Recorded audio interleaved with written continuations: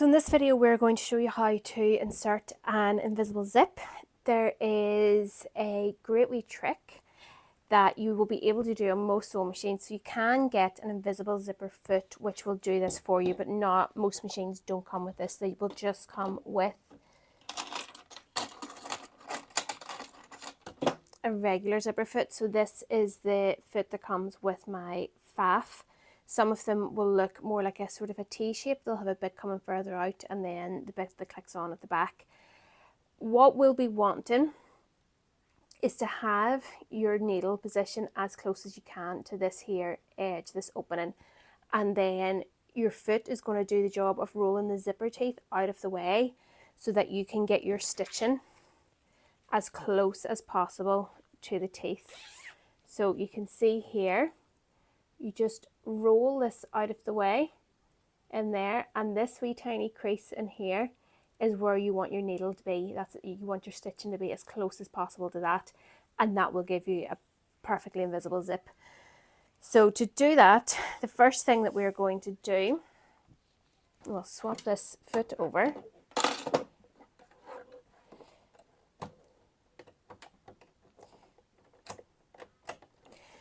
So the key to this, I'm going to start on the other side here. So our centre back seam has been overlocked, just to help tidy it up a wee bit before we sew this on, and then everything will be tucked inside the lining eventually. So we will have, so this is the back left as worn, and we have our zip here.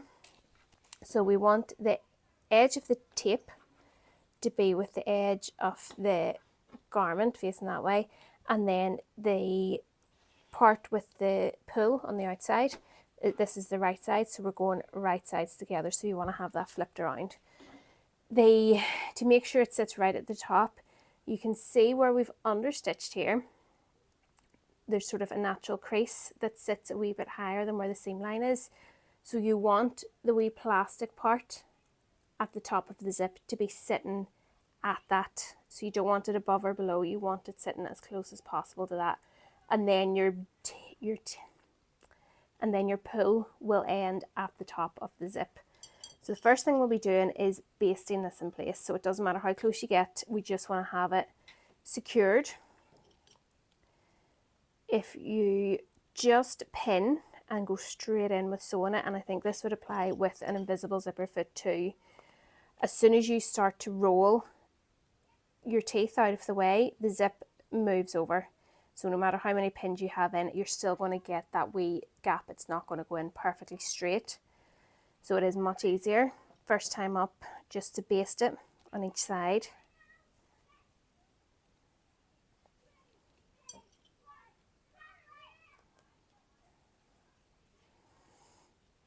And another tip, I always like to buy zips longer than what I need. A 22-inch zip, which is 56 centimeters long.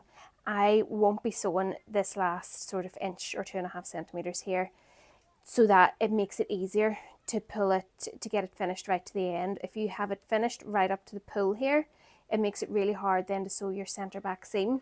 So I always like to keep a wee bit free, and then you can pull that out of the way to sew the centre back seam down below. So I will baste this in place first, not worrying about my needle position.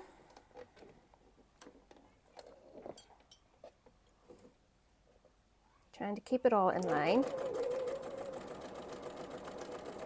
with the edge.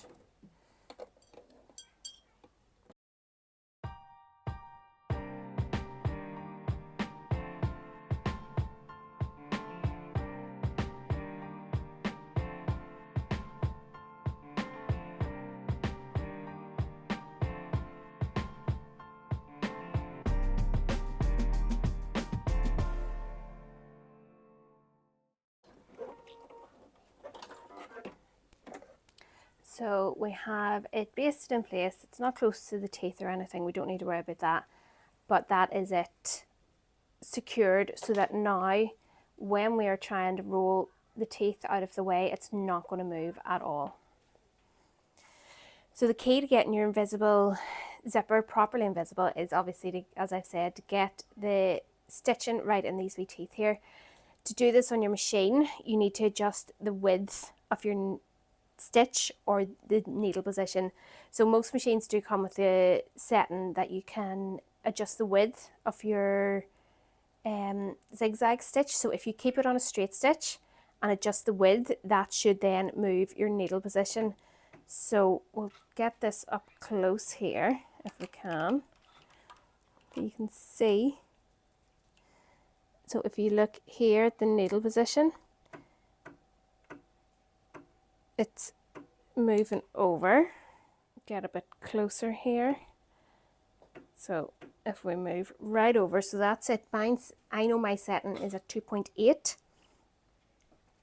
So when I pull this down now, the needle down, it's hitting just beside the zipper tape. You don't want it to go through the teeth. You need to still keep them out of the way. But as you're sewing, if you roll this out of the way, the foot is going to help move it for you as well. So I'll go out a little bit.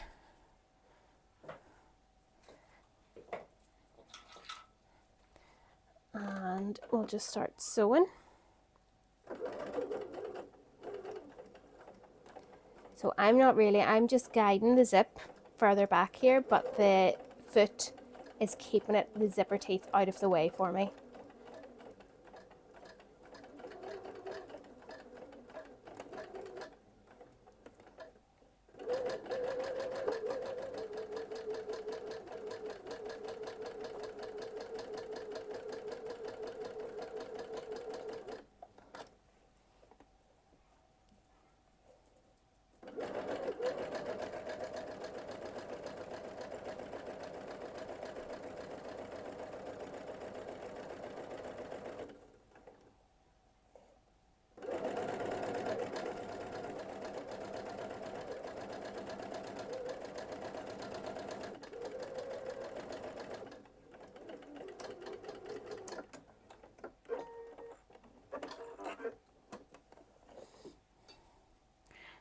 So you should be able to see here now, the stitching is right in that wee crease there, and then when we close the zip,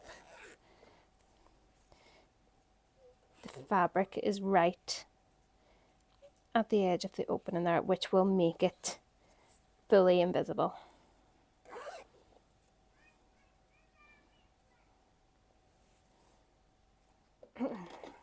So now that we've got the zip sewn into the one side, we need to make sure that we're getting our seam lines matching here, this waist seam. So I like to, there's different ways you can do this. You can either mark across with the chalk or marker. You can also snip in to the zipper tape there, and then that will help you line it up. So we'll get the other side here. There we go. And remember, it is right sides together.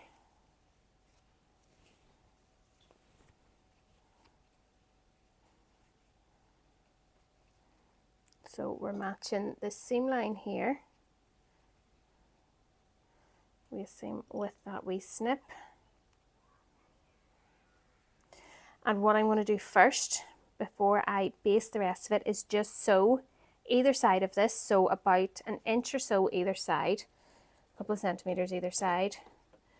Again, this is just basting, so I'm going to put my stitch length up, because this is a point where you're more likely to have to unpick.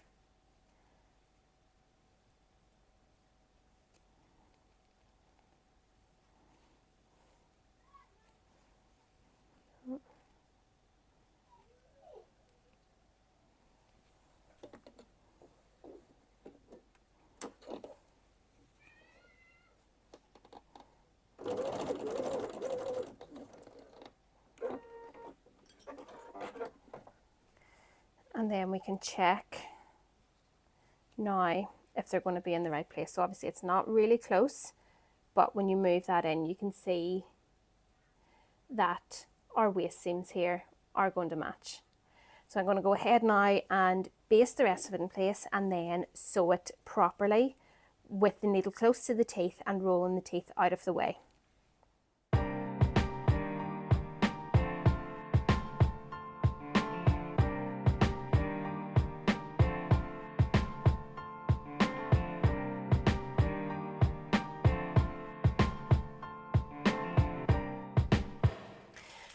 So that's our zip sewn in now, and you can see here we have our waist seam matching up, and there is very, very little of that zip on show.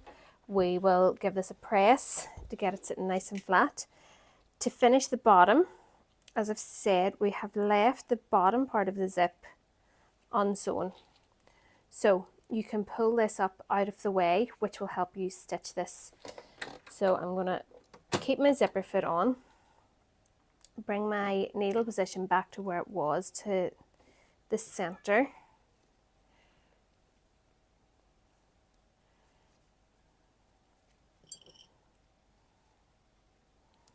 So that we can get an accurate seam allowance. So you'll be sewing this with a 1 centimeter seam allowance.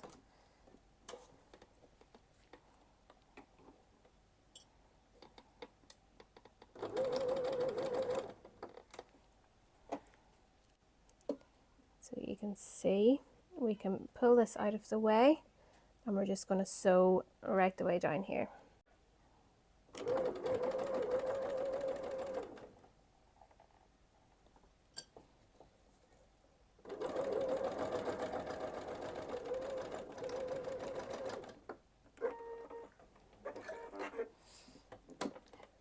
So we're not going to sew right up to meet the teeth, but if there is only that little gap, you won't see that from the right side. And that is our invisible zipper sewn.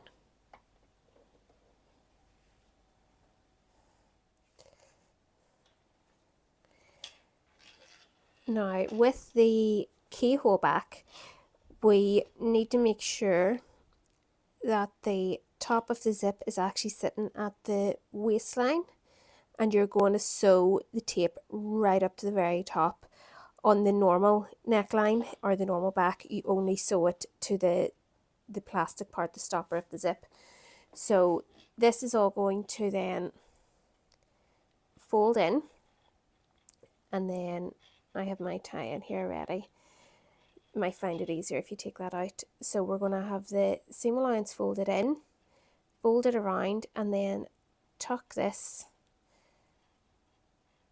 up in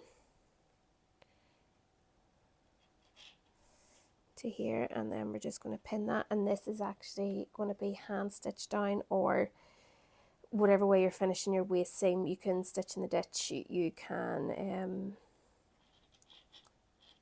yeah, whatever you want. I personally prefer, make sure that's well folded in. So you want to make sure this is well in. You want to make sure this part here is well in so that the tape doesn't show.